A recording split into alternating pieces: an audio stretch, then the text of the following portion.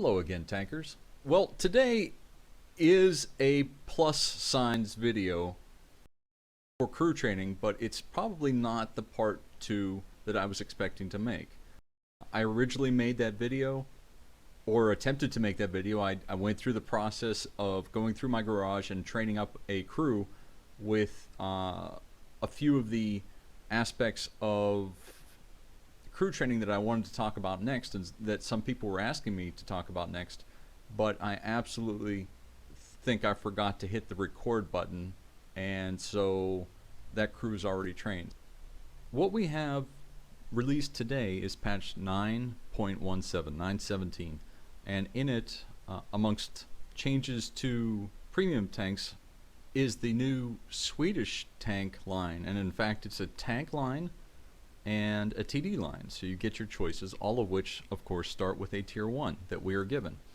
The tier 1 we get with a 100% crew, and I think that this is along the lines of what I was looking to make for newer players to consider when training up crews and trying to be better at World of Tanks, instead of continually going into higher tier battles and being at a disadvantage. So I think I'd like to make a video about this today. So then, the first part I think about is, where are we starting? What kind of crew do we have? In this, we see that, most importantly, something that's glaring to me is that there is no gunner in the tier 1 tank we are given. There's a radio operator, there's a 4-man crew, but then, okay, so if there's no gunner, where does a gunner become important? And I start looking at the list to see, well, what are the crew makeups of the higher tier tanks? I don't yet know which one I'm going to settle on if I skip over some tanks. Skipping over tanks is fine if you have the if you either want to spend the money on the game, or you want to use your free XP to skip over some.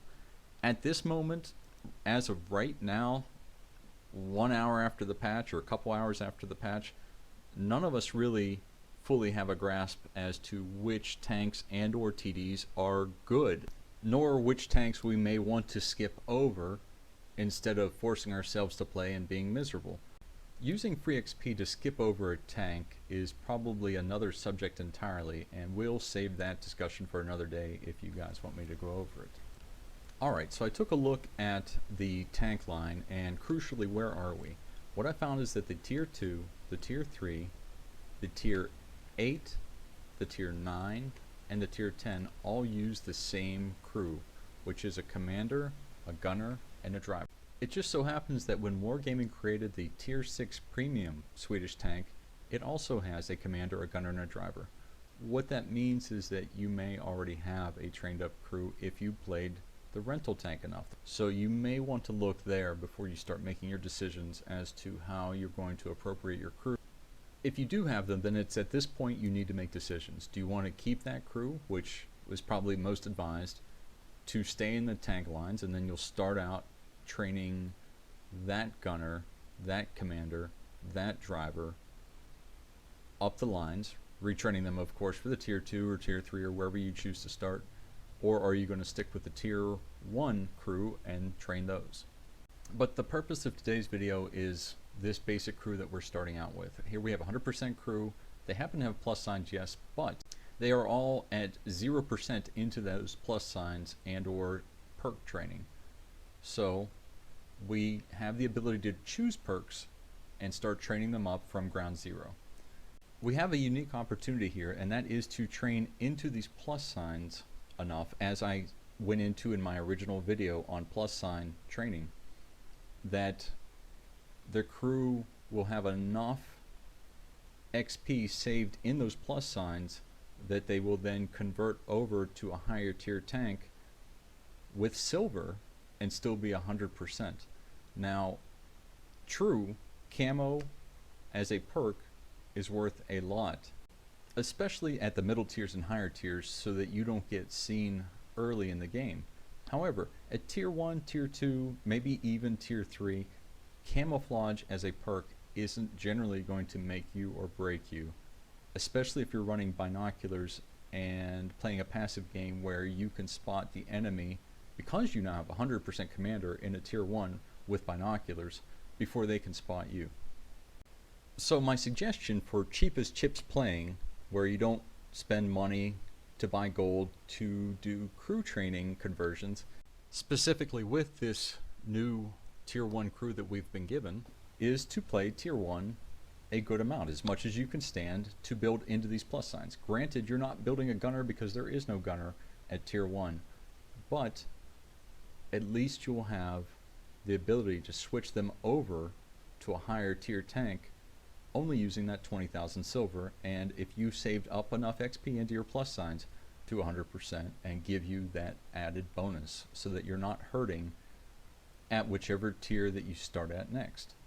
Most notably, the two crew positions I consider the most important are the commander and the gunner to be at 100%. 100% commander can just see farther.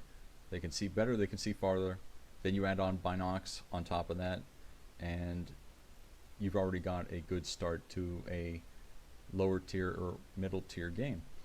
Similarly, the gunner. The gunner at 100%, this game is about doing damage, and if you can't place your shots, or if your gunner's taking an extra long time to aim, that puts you in danger of getting shot. So one last thing before I end this video, because it's already way longer than I intended, is what happens if we want to choose some perks to carry over with us as we go up the tank line.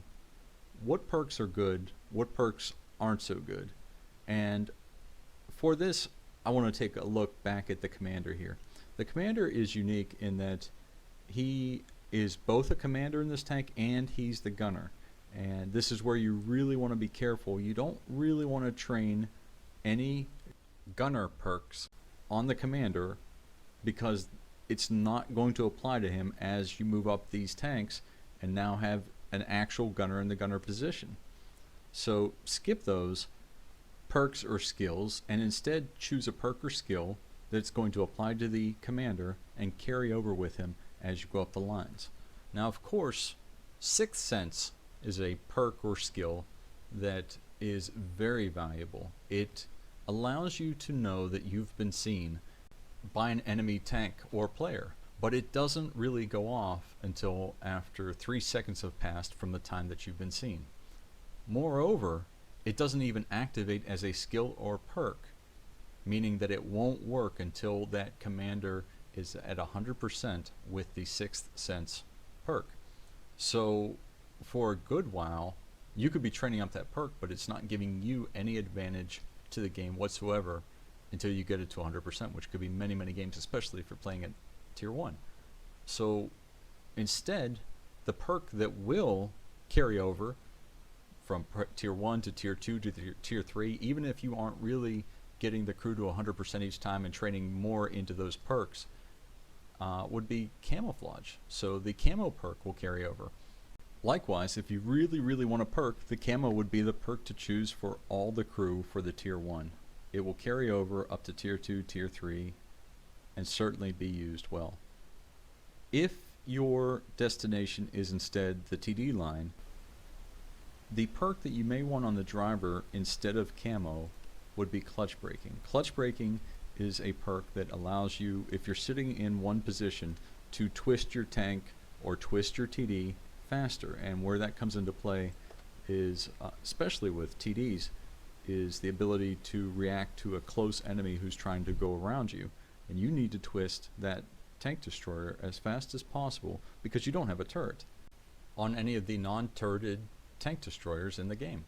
Now, don't get me wrong, once you get into the higher tier non-turreted TDs, the perk or skill of choice will be repair and camo and then clutch braking.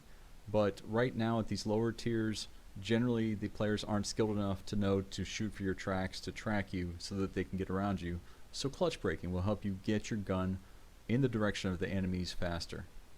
Alright, so this concludes what I wanted to go over with the opportunity that we all have by having a 100% crew at tier 1 with this new Swedish line of tanks and TDs.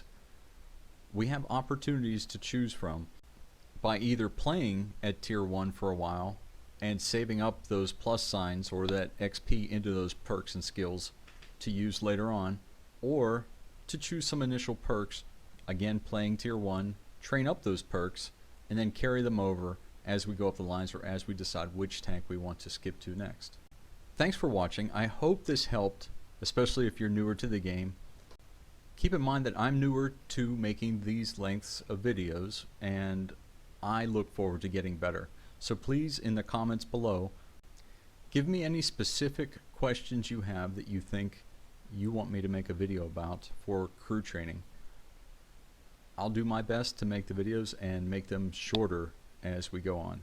If you liked this video and thought it helped you understand the game, please give it a like and pass it along to friends who are playing World of Tanks who you think it may help for this new Swedish tank line or any new line that we get in World of Tanks where we're given 100% crew and a new opportunity. Thank you, and until next time, protect those hit points.